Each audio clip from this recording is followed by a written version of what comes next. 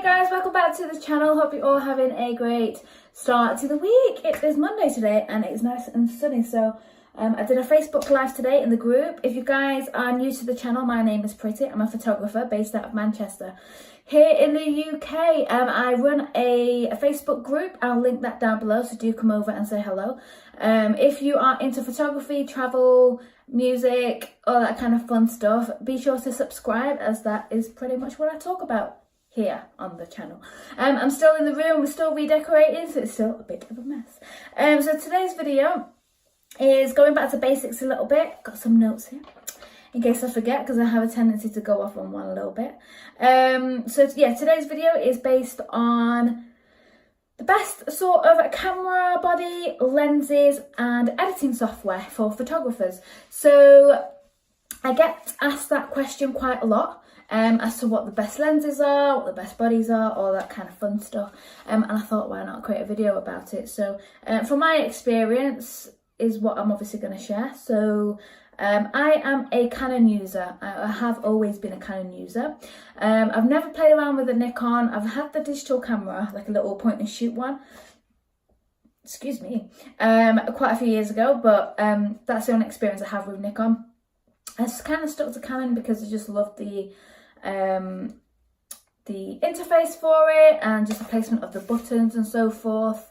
So yeah, in terms of user friendliness aspects of it, I prefer my Canon. The one that I'm currently using, I'm going to grab it, is the Canon 5D Mark II. Yes, I am still on the Mark II. I bought this over 6 or 7 years ago. It is still doing what I need it to do. I do want to go ahead and upgrade, but for the moment I'm still happy with it, and that is my primary body. It is a full format or full frame camera even, which means that basically when you're taking a picture or when you're taking photos, you get more coverage or range in the photo itself and the surrounding areas. There are couple of different formats now which are available, so it's definitely worth researching to find out what's going to be best for you and your uses. So for personally for me, I do a lot of music photography, so it's a lot of landscape type shots and portrait sessions, and it's really great in terms of the quality and the range that I can get on the full frame. So I'm going to be sticking to full frame. Maybe in the future we'll go mirrorless, not too sure, but for the moment I'm happy with that. So the 5D Mark II, it doesn't actually exist any longer because it is an older camera, as I say. The upgraded version, I think they're on, like, I don't know, there's been quite a few since the 5D Mark II, but you can pick up like a 5D Mark III for probably about between £800 and £1,000, and that's usually like second hand. And if you shop about, you can get yourself a bargain even on the 5D Mark II. So if you are sort of very new to photography, then, you know, go ahead and just get like a second hand one. There's no, you know, issue with that. If you did want a full frame one, it's a great one to get started on. Number two would be the lenses. So when I first started out, I started very much on a budget. I didn't want to spend too much money on buying all this kit and stuff because I didn't really think it was going to turn into a business, really. I pretty much just bought a camera because I wanted a camera, and then I kind of landed myself into the whole photography thing, and here we are. So the Canon 5D, although that's my sort of first full frame camera, the one prior to that was a Canon 450D, which is just like a entry-level DSLR. I actually took some of my favourite pictures with that one whilst I was like travelling about, and the very first time that one of my photos got sort of blown up into a massive print and was placed as part of an exhibition that was actually taken on my very first 450. So do not underestimate the power of even like a basic entry-level camera, because there is still a lot that you can do with that depending on how you're using your equipment, so do not let that put you off. So with the lenses, I started out, so this lens here is a Sigma 2470 2.8. Now, depending on your uses, I'm not going to go too much into like f-stops and aperture and things. If you're aiming to do low light photography, you'll be looking at the lenses which support say 1.2, 1.4, 1.8 up to 2.8. If you're doing daytime photography and landscapes, portraits, things like that, and not so much low light, then you can definitely get away with using the lenses that start from 3.5 upwards to 5.6 sort of thing. So a lot of the kit lenses that you get with the camera tend to be 3.5 upwards, so you can definitely do a lot with them. I've got 3 sort of prime lenses that I currently use, and I have been doing for years now. I plan to kind of add more to my kit, but again, it's not something that I necessarily need right now, so I haven't invested in anymore. So at the moment, I've got my 2470 2.8, and that one is a Sigma lens, which I love. It's a great versatile lens because you can use it for your landscapes and your wider shots, because it covers a lot of the area and surrounding sort of space. But you can also zoom in because it's a telephoto, and you can get your portraits as well. It creates a really great sort of bokeh effect when you're using it correctly too. So if you're looking for portraits or images where the background is really fuzzy or blurred out and you want your subjects in focus, 2470 is a really great piece of kit. That one at the moment is around £1,000, just over £1,000 on Amazon. So it's not the cheapest of lenses, that one.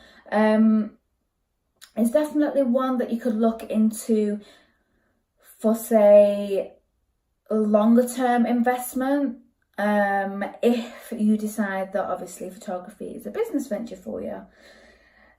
The other option is you can rent it out to see how you get on with it, to see if it suits your needs and requirements, of course. So that is really a great way of testing different lenses to figure out, you know, if it's the right thing for you, if if it's going to create the images that you want it to, and so forth. So don't go splashing out too soon, guys. It's not worth it a lot of the time. My second lens that I have is my 50mm, which in fact, I've got it propped up on my shelf and I can't take it down right now, so I'm not going to be able to show you. But again, I will link it down in the description box, directly through to Amazon, so do check it out. It's an affiliate link, just to disclose it, but you can have a look at the details there.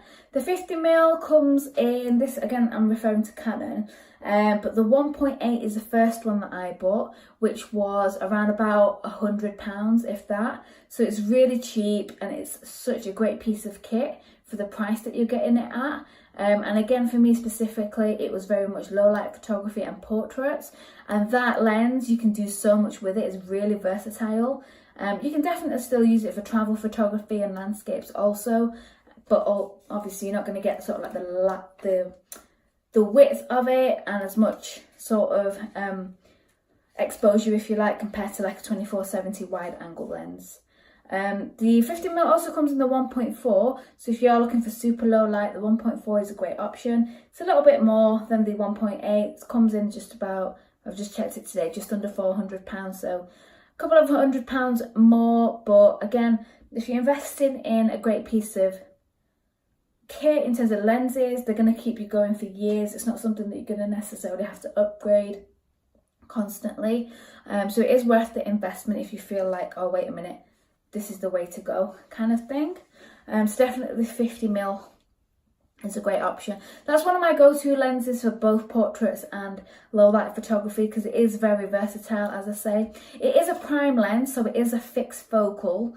You can't zoom in like you can on the 2470 with this one, so you can zoom in and out on that one, but the 50mm is prime, so you don't have that option, which is great in a way because it gives you the option to get closer to your subject and really step in and take charge of your photo shoot. And if you're giving direction and so forth, then that's fine.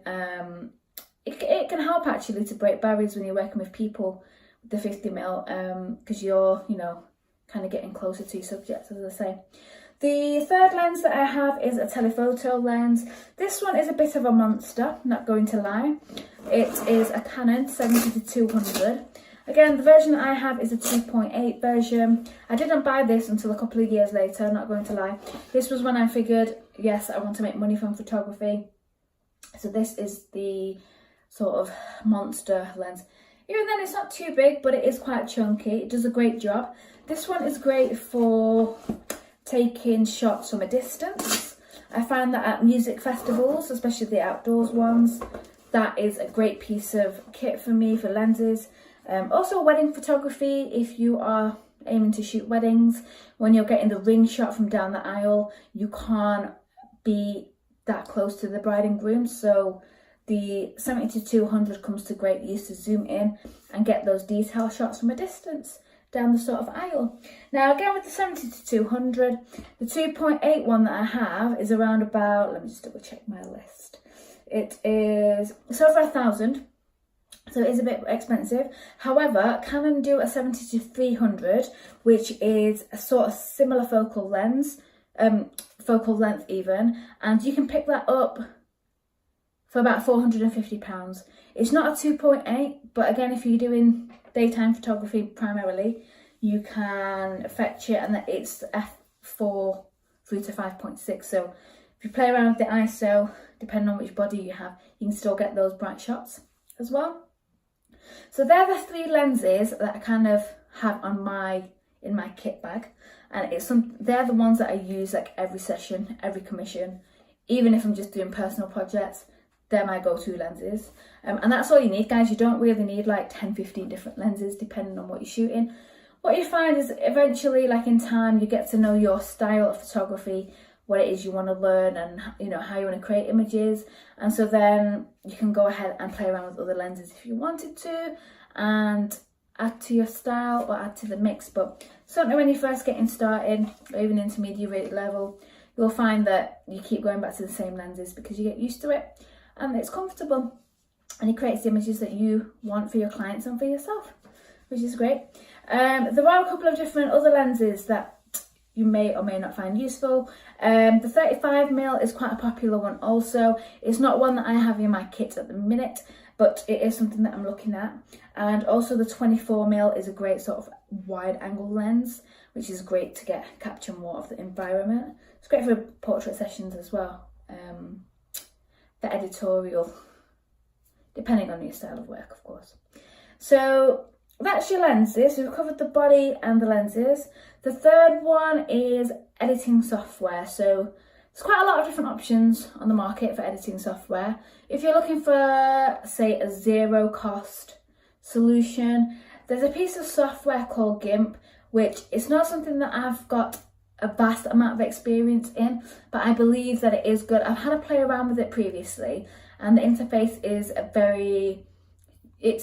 you can do a lot with it, considering that it's open source software, so it's free software to download. It's very similar layout to Photoshop if you do have any experience with that. Which takes me on to the second bit of software. So you've got the option of Adobe's various packages that they offer. You've got Photoshop, which is a great piece of kit for editing. You can do so much with that, guys. However, it depends on your uses. So if you are looking to edit your photos in terms of playing around with layers, skin retouching, things like that, then Photoshop is a great piece of software for that. If in the instance you're looking for something a bit more basic and you want to, if you're very new to photo editing, then the one that I'd always recommend is Adobe Lightroom, because I'm looking at it on my laptop now, the user interface is just so much more friendly and intuitive. Adobe Lightroom is brilliant for knocking up your contrast, your sharpening, your clarity, basic touch-ups where you don't need layering. If you want to go ahead and play around with different layering techniques, then you want to have Photoshop for sure, without a doubt.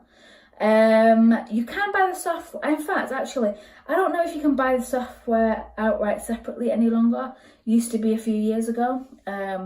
But now, Adobe have Creative Cloud, which is basically you pay on a monthly sort of subscription, and you get like the option of having certain packages together. So I pay, I think it's about £10 or £12 a month, and I get, I use Photoshop and Lightroom, and I'm just going to pull up the other options. Yeah, you get like Premiere, and there's a couple of other things that are on there too, which I don't actually use. But yeah, it is quite cost effective. If you're a student as well, you may be able to get a discount, so it's definitely worth looking on Adobe's website, the Creative Cloud option, and having a look there. They are the bits of software that I'd recommend. I don't have too much experience in other areas or other software, because it's not something I've used. I've always kind of stuck to Photoshop, and I did used to use Aperture for Apple a few years ago, but it was just so slow, and I think that's discontinued now anyway, so that is no longer an option. But yeah, so I hope you guys have found this super useful. So to recap, we basically looked at your options for camera body, camera lenses, and software for editing. If you guys have got any questions, as I say, do comment below, let me know and I'll get back to you. If you have any video ideas or there's specific content you'd like to see, of course, let me know. I'm in the process of also launching something exciting where it's more of a community sort of driven thing, which I'll announce really soon. So if you guys are interested in that, do comment below and I can get in contact and let you know a bit more about it. Come and say hi over on the Facebook group as well. I'll link that down below also, and don't forget to hit subscribe if you like this video, and I'll be back soon. Have a good day, guys. Bye.